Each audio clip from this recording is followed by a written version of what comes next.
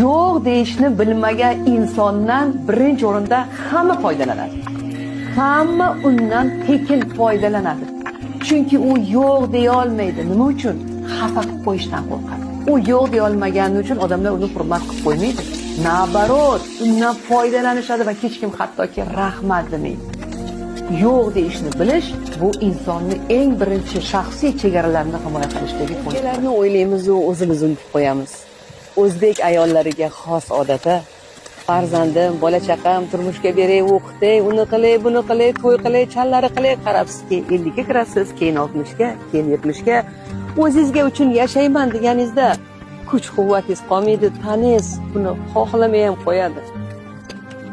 O'zim ham shu yo'lni bosib o'tdim va hozir sizlarga shuni aytmoqchiman. Hayot hozir va shu yerda. Mana shu mingta odamni ko'nglini olayotib,